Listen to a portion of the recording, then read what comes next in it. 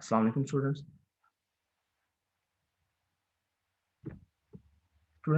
हमने last lecture में world wide web और इंटरनेट के जो बेसिक्स उनके बारे में अंडरस्टैंडिंग की। वर्ल्ड वाइड वेब जो है ये क्या है और इंटरनेट की हिस्ट्री कंप्लीट देखी। इंटरनेट जो है वो है क्या, इंटरनेट के डिफरेंट टाइप्स कौन से, इंटरनेट के लिए हार्डवेयर सोर्सेज क्या रिक्वायर्ड होते हैं। तो एक्चुअली आपने जब एक वेबसाइट की डेवलपमेंट करनी है, डिज़ाइन करना है, तो उसके लिए आपको बेसिक अंडरस्टैंडिंग होना ज़रूरी है कि वर्ल्ड वाइड वेब जो है ये क्या है और वर्ल्ड वाइड वेब के बेसिक एलिमेंट कौन-कौन से हैं। क्योंकि जब आपने उसको डिज़ाइन करना है, डेवलपमेंट करनी है, तो आपको एक उसका स्ट्रक्चर का पता होना चाहिए। उसकी जो डिफरेंट टाइप्स हैं, उनके बारे में आपको हाउ ना हो कि ये डिफरेंट टाइप्स अवेलेबल हैं मार्केट में। तो आपको आपने भी जो टर्म प्रोजेक्ट हम बनाएँगे, ठीक है? इस सेमेस्टर का जो है टर्म प्रोजेक्ट आपका होगा, उसमें भी आपने आज जब हम टाइप्स पढ़ेंगे डिफरेंट वेबसाइट्स की टाइप्स भी हम पढ़ेंगे और इसकी जो स्ट्रक्चर्स है उसको अंडरस्टैंड करेंगे, वेबसाइट कैसे वर्क कर रही होती है इसको। तो यूआरएल से क्या मुराद है? तो आपने स्टूडेंट जो है इन टाइप्स में से कोई भी जो टाइप है वो आपके पास 2 डेज़ हैं। ये आज थर्सडे है, तो ये फ्राइ आप सैटरडे तक आपने मुझे जो है वो सर्च करके गूगल करके मुझे जो है जो भी आप टर्म प्रोजेक्ट के लिए वेबसाइट चूज़ करेंगे, ठीक है? वो आपने मुझे बताने के साथ एक मैं एक्सेल शीट ग्रुप में मेंशन कर दूँगा, दे दूँगा। तो उसमें सब ब बच्चे जो हैं अपना टर्म प्रोजेक्ट का नेम और अपने ग्रुप मेंबर्स के नेम मेंशन कर दें, ताकि हम जो है वो साथ-साथ जो भी स्टडी कर रहे हों, जो भी हम प्रोग्रामिंग जो फ्रंट एंड की पढ़ेंगे वेबसाइट्स की और जो बैक एंड की है, वो साथ-साथ आप उसको इम्प्लीमेंट करते रहें। तो स्टूडेंट वर्ल्ड वाइड वेब जो है, जिसे हम सिंपली वेब भी कहते हैं, ये basically collection of electronic web pages होते हैं, जिनको हाइपरलिंक के ज़रिए इंटरकनेक्ट किया जाता है। और ये बाय थ्रू इंटरनेट, अगर आपके पास इंटरनेट अवेलेबल है, तो आप इसकी इससे सर्विसेज़ जो हैं वो या फिर जो इंफॉर्मेशन शेयरिंग है, वो कर सकते हैं। So World Wide Web is what makes content accessible on the internet and consists of the huge collection of documents stored on the computer around the world. तो अगर आपने कोई वर्ल्ड वेबसाइट बनाई है, ठीक है? इसे हम वर्ल्ड वाइड वेब भी कहते हैं, इसे हम वेबसाइट भी कहते हैं, सिंपल वेब भी कहा जाता है। तो अ, इसको आपने डिफाइन किया कि एक्चुअली जो है ये वर्ल्ड वाइड वेब जो है collection of huge amount of documents हैं ऑन द इंटरनेट, जिसका मेन पर्पस है कि आपने इंफॉर्मेशन शेयर करनी है और आपने सर्विसेज प्रोवाइड करनी है। तो वर्ल्ड वाइड वेब जो है ये एक्चुअली आपके सॉफ्टवेयर होते हैं, इनके अगर हम इंटरनेट की बात करें तो इंटरनेट को हमने कहा था कि वो एक्चुअली आपका हार्डवेयर पार्ट है। उसमें राउटर्स, ब्रिजेस, गेटवेज़, ठीक है? नेटवर्क डिवाइसेज़ के लिए आपको वायर्स की और वायरलेस मीडिया वो ज़रूरत होती है। लेकिन जो वर्ल्ड वाइड वेब है ये प्योरली आपका आपकी जो है वो सॉफ्टवेयर डोमेन है। तो it's use hyperlink to link document. तो what does it mean hyperlink? Hyperlink आपने जो है वो अगर एमएस ऑफिस जो है वो स्टडी किया होगा आईसीटी कोर्स के अंदर, तो वहाँ पर हाइपरलिंक जो है वो वर्ड डॉक्यूमेंट के अंदर यूज़ किया होगा। तो एक्चुअली हाइपरलिंक का मकसद ये होता है कि हमने एक डॉक्यूमेंट का लिंक किसी दूसरे डॉक्यूमेंट में इंसर्ट करना है। तो हम कोई जो है वहाँ पर कुछ आप कोई टेक्स्ट जो है उस पर भी आप हाइपरलिंक लगा सकते हैं कि जैसे आप उस टेक्स्ट को क्लिक करें या कोई बटन पर आप हाइपरलिंक लगा सकते हैं कि जैसे ही आप उस बटन को क्लिक करें तो आपका जो कंट्रोल है वो जो से डॉक्यूमेंट का आपने लिंक प्रोवाइड किया हुआ है वो उस पे मूव हो जाए। तो एक्चुअली हाइपरलिंक जो है used to link documents, pages and software to create a web of information on the single common platform. अब एक्चुअली हमारी जो वेबसाइट है हमने बात की कि उसमें ना जो है वो मैनी पेजेस होते हैं वेबसाइट्स के। अब उन पेजेस को आपस में लिंक कैसे करना है? उन पेजेस को आपस में जो हम लिंक करते हैं वो बाय यूजिंग हाइपरलिंक कर रहे होते हैं, ठीक है? तो हाइपरलिंक जो है ये आपने इम्पोर्टेंटली याद रखना है कि जब हम भी अपनी वेबसाइट बनाएँगे तो उनमें हमें एक पेज से अगर दूसरे पेजेस के साथ लिंक क्रिएट करना है तो उसके लिए हाइपरलिंक जो है वो यूज़ किया जाएगा। तो the use of information on web is achieved by use of hypertext transfer protocol. और अब जितनी भी जो इंफॉर्मेशन है वो एक वेब ब्राउज़र से वेब सर्वर के दरमियान में जो कम्युनिकेशन हो रही होती है, जो आप इंफॉर्मेशन सेंड कर रहे होते हैं, वो by using hypertext transfer protocol कर रहे होते हैं। आपने देखा होगा जब भी कोई भी अगर आपने वेबसाइट ओपन करनी है ना, उसके लिए आपने अपने सिस्टम जो कंप्यूटर है, क्लाइंट कंप्यूटर है, पीसी कंप्यूटर, इसमें वेब ब्राउज़र जो है वो ओपन करना है। इंटरनेट अगर अवेलेबल है, आप वेब ब्राउज़र ओपन करते हैं, वहाँ पर आप सर्च कर रहे होते हैं। तो जो भी आप सर्चिंग वगैरह कर देते हैं और डाटा जो है वो आपका सर्वर के से ब्राउज़र में आपके पीसी को सेंड किया जा रहा होता है, वो by using hypertext transfer protocol किया जाता है। ठीक है? तो वर्ल्ड वाइड वेब को हम simply abbreviated as WWW is one set of the software services running on the internet. तो internet itself a global interconnection network of computing device. हमने बात की थी कि आपके पास ग्लोबली जितने भी जो दुनिया के कंप्यूटर्स हैं, उन कंप्यूटर्स को हमने एक नेटवर्क के जरिए, जिसमें हमने वायरलेस और वाइड मीडिया को यूज करते हुए कनेक्ट किया है, इसे हम इंटरनेट का नाम देते हैं। तो this network support a wide variety of interconnection of communication between its devices. तो आपके पास जितने एक जो नेटवर्क है, अच्छा मुझे ये बताइएगा कि हमने पढ़ा था कि जो इंटरनेट है वो एक स्पेशल प्रोटोकॉल्स यूज करता है, और वो प्रोटोकॉल्स कौन से होते हैं? जी स्टूडेंट, इंटरनेट यूज करने के कुछ रूल्स होते हैं जिनको हम प्रोटोकॉल्स का नाम देते हैं। तो इंटरनेट कौन से प्रोटोकॉल को फॉलो कर रहा है?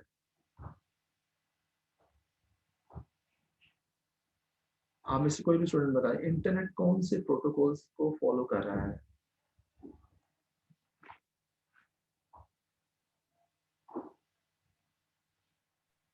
मतलब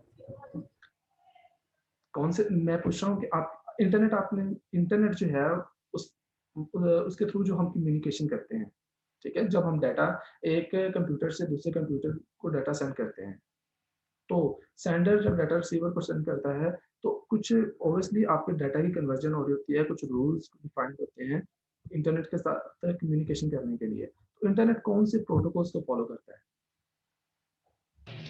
सर एक यूजर, फिर वो मीडिया, फिर उसके बाद सर मतलब वो क्लाइंट जिसको सेंड करना है, और क्लाइंट फिर सर्वर। ये आपकी बात ठीक है, मैं प्रोटोकॉल्स की बात कर रहा हूँ। आपने कंप्यूटर नेटवर्क में भी आपने सब्जेक्ट पढ़ा हो, तो एक्चुअली जो इंटरनेट है, ये मैंने आपको कल बताया था कि इंटरनेट हमारा टीसीपी आईपी वो आप प्रोटोकॉल यूज करता है। आईपी टीसीपी की बात कर रहे हैं?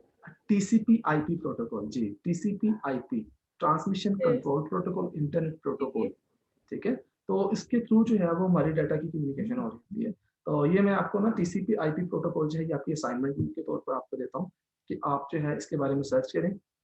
और टीसीपी आईपी प्रोटोकॉल्स जो है, इसकी जो 5 लेयर्स हैं, अपने ओएसआई मॉडल जो है ना, ये ओपन सिस्टम इंटरकनेक्शन मॉडल, ये हमारे कंप्यूटर नेटवर्क की एक बेस है कि आपने अगर कंप्यूटर नेटवर्क को अंडरस्टैंड करना है, तो आप ओपन सिस्टम इंटरकनेक्शन जो मॉडल है, उसको आप अंडरस्टैंड करें कि कैसे जो है वो एक सेंडर जब रिसीवर को डाटा सेंड कर रहा होता है, तो सोर्स से डेस्टिनेशन पर डाटा जो है वो मूव होने के लिए किन डिफरेंट कन्वर्जन के थ्रू हमारा डाटा जो है वो ओवर द नेटवर्क सेंड हो रहा होता है।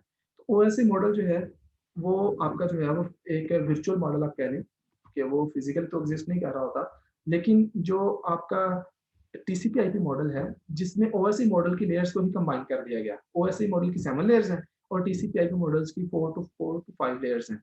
उसमें फर्स्ट 3 लेयर्स को कंबाइन कर दिया किया गया, फिर उसके बाद 2 लेयर्स को कंबाइन कर दिया गया। इस तरह से जो टोटल 7 लेयर्स जो हैं ओएसआई मॉडल्स की, वही लेयर्स को कंबाइनली टीसीपी आईपी में जो है वो किया गया। तो टीसीपी आईपी मॉडल्स जो है स्टूडेंट, इसके बारे में आपने एक असाइनमेंट जो है वो मुझे सबमिट करवानी है, जिसमें आप टीसीपी आईपी मॉडल की कंप्लीट टीसीपी आईपी मॉडल है क्या, और उसके जो हर एक जो लेयर है उसमें कौन से प्रोटोकॉल यूज किए जाते हैं, और टीसीपी आईपी वर्क कैसे कर रहा होता है, ताकि क्योंकि हमने वर्ल्ड वाइड वेब जो है वेबसाइट जो है, ठीक है, आज के असाइनमेंट नहीं आपके पास टाइम होगा, आप मुझे ना कमिंग लेक्चर तक आप मुझे सबमिट करवा दीजिए, ठीक है, कमिंग लेक्चर हो तो। टीसीपी आईपी मैंने आपको बता दिया कि टीसीपी आईपी जो है, ये एक्चुअली आपका जो इंटरनेट है उसके प्रोटोकॉल है, और आज कल जो हमारा जो इंटरनेट जिस प्रोटोकॉल को फॉलो कर रहा है वो टीसीपी आईपी प्रोटोकॉल है। Okay, the World Wide Web is subset of these interconnection and support websites and URL. अब हम URLi जो है वो देखेंगे कि what does it mean by URLi? URLi actually जो हमारी डिफरेंट जो वेबसाइट्स हैं, हर वेबसाइट का मैंने आपको बताया था कि एड्रेस होता है। जैसे कि अगर आपने जो है वो अगर अगर अगर आप गूगल की बात करें तो इसका www.google.com.pk भी है, ठीक है। और इसी तरह से अगर आप पंजाब यूनिवर्सिटी की वेबसाइट की बात करें तो वो www.pu.edu.pk, इस तरह से हर वेबसाइट का जो है वो एक पर्टिकुलर एड्रेस होता है, जिसे हम यूआरएल का नाम देते हैं। तो हम यूआरएल को डिटेल में और जो है इसे देखते हैं। तो how does the web work? अब एक वेबसाइट जो है वो वर्क कैसे करती है, आपको एक फ्लो का पता हो, ताकि जब आप वेबसाइट डिज़ाइन करें तो आपको पता हो कि मैंने जो है, जो मेरी वेबसाइट है वो इस तरह से वर्क कर रही होती है।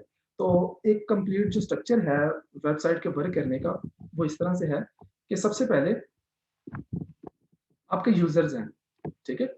यूज़र हैं, इंटरनेट यूज़र मीन कि आपको पर्सनल जितने भी जो कंप्यूटर हैं, वो मोबाइल फ़ोन के साथ भी वेबसाइट के साथ अटैच हो सकते हैं, वो आपके पास जो पर्सनल कंप्यूटर्स के थ्रू भी। तो यूज़र्स जो हैं, एंड यूज़र जो हैं, जो आपके एप्लीकेशन को यूज़ कर रहे होंगे। यूज़र आपको रिक्वायर्ड होगा, इंटरनेट रिक्वायर्ड है, वेब सर्वर्स रिक्वायर्ड होंगे और कुछ डेटाबेस को स्टोर करने के लिए आपको डेटाबेस भी बनानी होगी, ठीक है? तो फर्स्टली जो है वो यूजर का काम क्या होता है?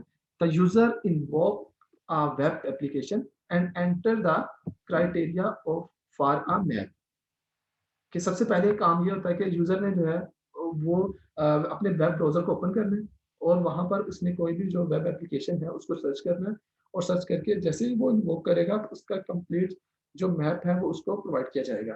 तो फर्स्टली जो है यूजर जो है by using internet the user web browser send a request to the web server।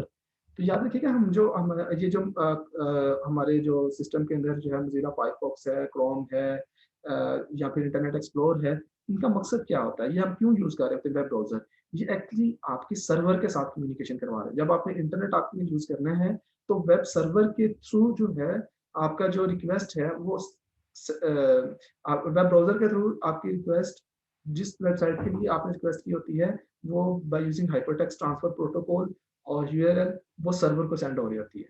तो फर्स्टली जो है आप यूज़र की जो रिक्वेस्ट होगी वो ब्राउज़र के थ्रू सर्वर कंप्यूटर जो होगा, वेब सर्वर जो होगा उसको सेंड हो रही होगी।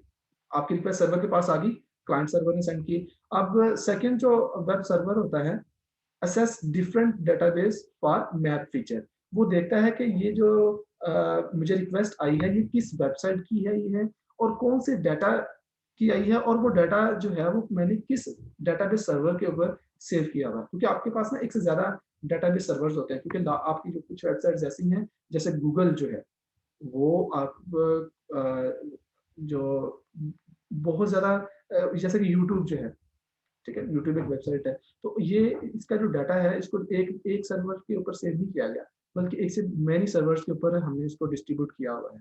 तो ये चेक करता है कि आपके पास जो रिक्वेस्ट आई है, ठीक है? उसकी कौन-सी उसके लिए कौन-सा डाटा रिक्वायर्ड है, वो रिक्वेस्ट जो है ये फर्दर उस क्वेरी को सेंड करता है उस डेटाबेस में और वहाँ से डाटा जो है फेच करके लेके आता है, ठीक है?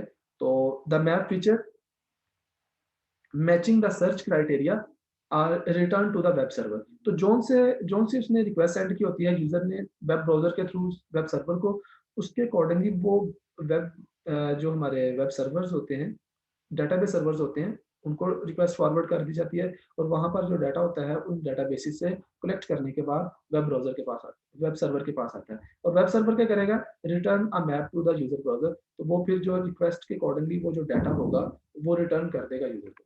तो ये स्टूडेंट एक फ्लो है हमारी वेबसाइट का, कि जो एक यूज़र जो है वो वेब ब्राउज़र के थ्रू रिक्वेस्ट सेंड करेगा वेब सर्वर को और वेब सर्वर देखेगा कि वो जो रिक्वेस्ट आई है, रिक्वेस्ट सेंड हुई है यूज़र से उसके लिए क्या डाटा रिक्वायर्ड है और वो किस डेटाबेस सर्वर के ऊपर पास पड़ा हुआ है। उसको वो फॉरवर्ड होगी वहाँ से डाटा कलेक्ट करने के बाद वो रिक्वेस्ट जो है by through web browser user को जो है वो सेंड विजुअलाइज़ कर दी जाएगी, यूज़र को सेंड कर दी जाएगी। तो स्टूडेंट एक फ्लो अंडरस्टैंड होगा कि हमारा जो है किस तरह से एक वेबसाइट जो है वो वर्क कर रही होती है। ये बेसिक सा स्ट्रक्चर है वेबसाइट का। The World Wide Web is a global platform which allows several different systems to communicate and share system. यानी कि एक से ज़्यादा सिस्टम जो आपस में कम्युनिकेशन कर सकते हैं। तो the software which run on the web are grouped into two main category।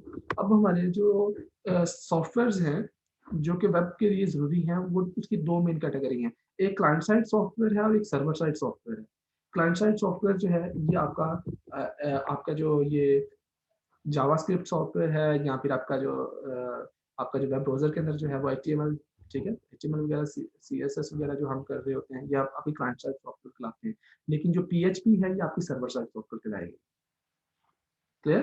तो client client side software and server side software. It was invented in Feb 25 1991 इनकी वेबसाइट जो है इन्वेंट की गई थी। तो example, JavaScript is the client side software and the PHP is the server side software. Clear हो गया? आगे नेक्स्ट जो है वो हम देखते हैं कि ब्राउजर्स की जो है डिफरेंट एग्जांपल्स कौन सी होती हैं। तो हाउ डज वेब वर्क, हमें जो है वो हमने बात की कि हमें लाजमी तौर पर एक ब्राउजर रिक्वायर्ड होगा। अगर आपके सिस्टम, आपके कंप्यूटर में ब्राउजर नहीं है तो आप किसी भी वेबसाइट को ओपन नहीं कर सकते। क्लियर? तो क्योंकि वेब, अच्छा वेब ब्राउजर का काम क्या होता है? वेब ब्राउजर का काम ये है कि इसने जो by using hyper text transfer protocol आपकी जो रिक्वेस्ट है जो आपने किसी वेबसाइट के लिए की है वो सर्वर को सेंड करनी है, वेब सर्वर को सेंड करनी है। तो अगर वेब ब्राउजर की, इट्स मीन कि आपकी जो कम्युनिकेशन होती है, जो रिक्वेस्ट है वो थ्रू वेब ब्राउजर होती है। वेब ब्राउजर जो है रिक्वेस्ट फॉरवर्ड कर रहा होता है वेब सर्वर को। तो एग्जांपल्स ऑफ वेब ब्राउजर जो हैं जो रिलीज हुए, सबसे पहले जो 1993 में रिलीज हुआ था वो मोज़ेक था। फिर नेटस्पेस नेविगेटर था, ये 1994 में आया। फिर इंटरनेट एक्सप्लोर जो है ये 1995 में। फिर ओपेरा आया, ठीक है, 96 में। फिर इसके बाद मोजिला जो है वो आपका 2002 में है। सफारी 2003 में है। मोजिला फायरफॉक्स जो है ये 2004 में है। ये आपके नॉलेज के लिए, इंफॉर्मेशन के लिए कि ये डिफरेंट जो वेब ब्राउजर जो हैं ये कौन कौन से वेब ब्राउजर जो हैं हमारे पास अवेलेबल हैं और कब इनको इन्वेंट किया गया था। अब हम वेब ब्राउजर के बारे में अंडरस्टैंडिंग करते हैं कि a web browser is a program that allow you to view and explore information on the web. अब देखिए, आपने जब से ही कोई भी, लेट्स सपोज कि आपने मोजिला फायरफॉक्स है, जब आप उसको क्लिक करते हैं तो आपके सामने इस तरह से एक विंडो ओपन होती है जहां पर आप जो है गूगल के थ्रू, ठीक है, सर्च इंजन के थ्रू आप किसी भी जो वेबसाइट है उसको एक्सप्लोर कर सकते हैं, उसकी इंफॉर्मेशन जो है वो असेस कर सकते हैं अगर आपके पास इंटरनेट की फैसिलिटी मौजूद है। तो what is a web browser? Web browser is a software which interprets the codes of the web pages and display its content on the web world wide web. अब आपको पता है कि कुछ कोड ऐसा है जो कि आपका रन हो रहा है, कुछ कोड ऐसा है जो कि आपका रन हो रहा है वेब ब्राउजर पर, ठीक है। तो वेब ब्राउजर जो है वो आप जैसे कुछ स्क्रिप्टिंग कोड जो है, जैसे कि आपका जो है वो एचटीएमएल तो स्टैटिक, आपके वो स्टैटिक जो है वो पेजेस डेवलप करने के लिए हम यूज कर रहे हैं। तो इसके लिए भी जो हमने कोडिंग की होती है, ठीक है, टैब कमांड्स हमने लिखी होती हैं, वो सारी की सारी रन वेब ब्राउजर रन करता है। तो आप भी देखेंगे जब हम जो एचटीएमएल का कोड रन कर रहे होंगे उसको वेब ब्राउजर में रन कर रहे होंगे, हम उसको सेव करेंगे HTML एक्सटेंशन से एक फाइल बनाएंगे। .html से इसको सेव करने के बाद उसको रन जो है वो वेब ब्राउजर में करेंगे और वेब ब्राउजर उनको एग्जीक्यूट करके हमें रिजल्ट शो कर रहा होगा। तो HTML CSS, ठीक है, जावास्क्रिप्ट जो है ये रन होने के बाद रिजल्ट जो है वेब ब्राउजर जो है वो हमें शो कर रहा होगा। तो इसका मतलब है कि वेब ब्राउजर जो है ये सॉफ्टवेयर है जो कि इंटरप्रेट करता है कोड्स ऑफ वेब पेजेस के जो कोड्स जो हैं जो कि स्टैटिक पेजेस होते हैं वो आपके रन जो हो रहे होते हैं वो वेब ब्राउजर पर हो रहे होते हैं। लेकिन जो डायनेमिक पेजेस हैं जहाँ पर कंटेंट आप चेंज हो रहा है, जहाँ पर आप डेटाबेस में डाटा सेव करवा रहे होते हैं, वो बाय यूजिंग PHP वो आपके बैकएंड पे रन हो रहे होते हैं, वेब सर्वर पर रन हो रहे होते हैं। तो वेब सर्वर पर जो PHP आपकी रन हो रही होती है, ठीक है, PHP जहाँ, और जो फ्रंट एंड पे जो आप लैंग्वेज यूज कर रहे होते हैं वो वेब ब्राउजर में उसे हम ओपन करके रन कर रहे होते हैं। तो the content of the web pages is displayed with in the browser on the web. यानी कि ब्राउजर में हम जितने भी जो वेबसाइट के जितने भी जो पेजेस हैं वो कंटेंट है वो हम सीख कर रहे होते हैं। तो browser is a program which allow people to view and explore information on the internet. तो अब आपको वेब ब्राउजर के बारे में अंडरस्टैंडिंग होगी कि वेब ब्राउजर का मेजर पर्पस क्या होता है। इसने एक तो जितने भी जो वेब पेजेस हैं उनको डिस्प्ले करवाना है, और कुछ कोड्स ऐसे हैं वेब पेजेस के जो कि आपका ब्राउज़र रन कर रहा होता है और उनको रन करने के बाद आपको वेबसाइट्स के पेजेस जो हैं वो डिस्प्ले करवा रहा होता है। तो as a client side software, इसे हम क्लाइंट साइड सॉफ्टवेयर कहते हैं। The browser make a request for the information to the server and server response by giving the information which was requested or are given an error message if the information is not available on the server. तो वो ये जो client side software है web browser जो है, इसके through हमारी request जो है इंफॉर्मेशन की वो सर्वर के पास जा रही होती है, ठीक है। This request and response activities are handled by the HTTP protocol. तो अब आपको ये क्लियरली जो है वो आइडेंटिफाई हो गया कि जो वेब ब्राउजर है इसके पर्पसेस क्या हैं। एक तो इसने जो जितने भी हमारे स्टैटिक वेब पेजेस हैं ठीक है, और जितने भी जो क्लाइंट साइड जो प्रोग्रामिंग के लिए हम जो है वो कोड लिखते हैं, वो उन सबको एग्जीक्यूट कर रहा होता है। और दूसरा ये कि ये by using hypertext transfer protocol server को वेबसाइट के लिए रिक्वेस्ट सेंड कर रहा होता है। जो सी भी आपने सर्विसेज के लिए वेबसाइट की रिक्वेस्ट सेंड करनी है, वो by using hypertext transfer protocol web browser के थ्रू की जाती है। In other word, the HTTP is the transport client server communication on the internet. तो यहाँ तक स्टूडेंट कोई कंफ्यूजन हो, कोई पॉइंट क्लियर ना हुआ हो कि वेब ब्राउज़र का काम करता है, वेबसाइट जो है वो किस तरह से रन कर रही होती है, ठीक है, हाउ वेबसाइट वर्क, कोई भी क्वेश्चन है वो आप मुझसे पूछ लें। नेक्स्ट फिर हम आगे मेन फंक्शन जो है वेब ब्राउज़र के देखते हैं। तो वेब ब्राउज़र के जो है वो 2 ही मेन फंक्शंस आपके पास हो गए। एक to read and interpret the hypertext markup language, जिसे हम एचटीएमएल का नाम देते हैं, used for creating the web pages. यानी कि ये बेसिक लैंग्वेज है जो हम यूज़ करेंगे अपने जो स्टैटिक पेजेस हैं, जिसमें पैराग्राफ लिखने हैं, आपने जो है वो जो है कुछ कंटेंट वगैरह जो है वो आपने लिखना है, ठीक है, स्टाइलिंग करनी है, कलरिंग करनी है, बैकग्राउंड चेंज वगैरह करना है, तो वो सारे के सारे हम कोड जो है एचटीएमएल में करेंगे।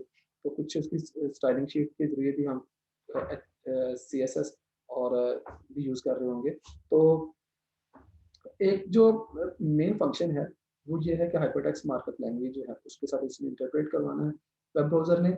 और दूसरा ये है कि it to allow user to navigate web pages and move from one website to another.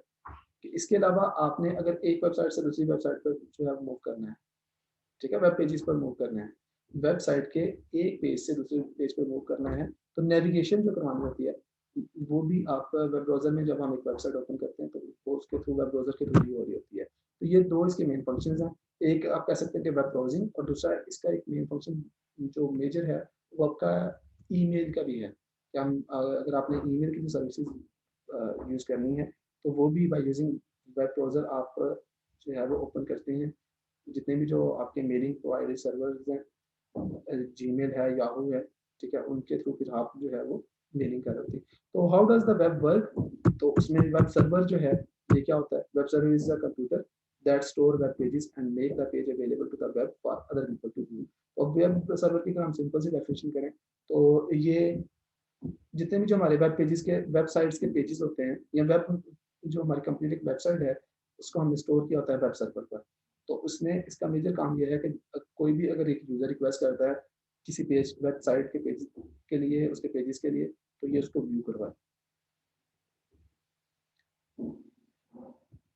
तो ये वही बात कि in simple word a web server is a computer that store web pages and other information and make them available on upon request for the people to view. तो ये आपको web server की एक सिंपल डेफिनेशन जो है वो मिलती। Note the actual server is the software and not the computer. However, it is common to hear people referring to the computer as the server. Actually जो है ना, वो सर्वर जो है वो हमें एक, ठीक है, हार्डवेयर डिवाइस भी हमें रिक्वायर्ड है, जहाँ पर जिसकी कैपेसिटी जो है, स्टोरेज कैपेसिटी, उसकी रैम वगैरह, ठीक है, उसके प्रोसेसर जो हैं वो काफ़ी हमने अच्छे लगाए होते हैं, ताकि वो यूज़र को जो है वो जो भी रिक्वेस्ट वो सेंड कर रहा हो उसका रिस्पॉन्ड कर रहा हो। लेकिन इसके अलावा हमें कुछ सर्वर जो है वो सॉफ्टवेयर्स भी इंस्टॉल करने होते हैं अपने वेब सर्वर्स पर, कि आपने जो है वो क्लाइंट को किस तरह से इंटरेक्ट करना है, कि डिफरेंट जो क्लाइंट्स हैं उनकी जो जॉब स्केजुलिंग है वो किस तरह से हो रही होगी, तो सारी की जो मैनेजमेंट है, उसके लिए आपको सॉफ्टवेयर बनाना होगा वेब वेब सर्वर के लिए। तो इसलिए हम कह सकते हैं कि जो है वेब सर्वर जो है, एक्चुअली वो सॉफ्टवेयर, उसमें हम सॉफ्टवेयर भी यूज़ कर रहे होते हैं। तो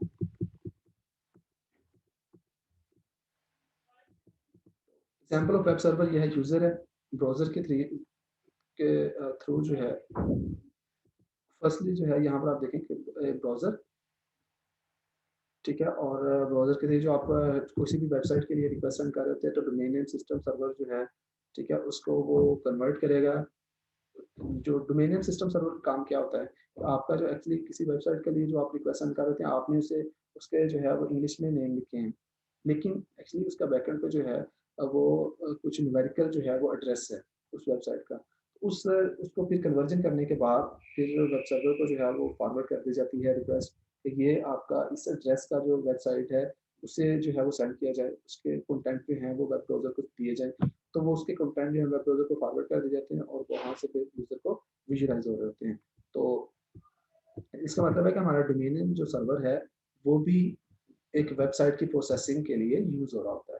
तो एग्ज़ाम्पल ऑफ वेब सर्वर्स जो हैं, यहाँ पर कुछ वेब सर्वर्स एग्ज़ाम्पल हमारे पास मौजूद है कि आपके पास यहाँ पर अब कुछ पै पैक पैकेजेज़ हैं, उनके करंट वर्ज़न, उनके रिलीज़ डेट है, लाइसेंस है और अपाची एचटीटीपी सर्वर्स, ठीक है? मायस्क्यूएल जो है, ये आपके जो डेटाबेस सर्वर्स हैं, पीएचपी और डेटाबेस एडमिनिस्ट्रेशन। तो यहाँ पर आप देखें कि AMPP है, बिटनिमी है, ईज़ी पीएचपी है, द यूनिफ़ॉर्म सर्वर है, ठीक है?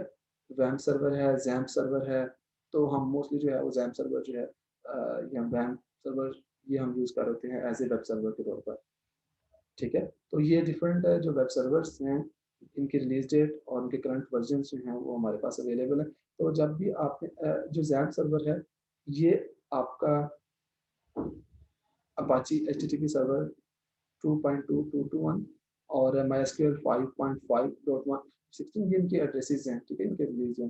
तो 5.38 और ये पीएचपी माई एडमिन ये इसका डेटाबेस एडमिनिस्ट्रेशन है अगर आप जैम सर्वर यूज करते हैं तो, ठीक है। तो जैम सर्वर का पीएचपी माई एडमिन जो है यानी कि बैकएंड पे लिए डेटाबेस को मैनेज करने के लिए जो है वो पीएचपी माई एडमिन सर्वर जो है वो 3.4.5 यूज हो रहा होता है। तो ये जब हम बैकएंड की प्रोग्रामिंग करेंगे तो तब हम ज़ैम्प सर्वर जो है इंस्टॉल करेंगे और देखेंगे कि पीएचपी माई एडमिन को जो है वो किस तरह से हम बैकएंड पे डेटाबेस को मैनेज कर रहे होते हैं।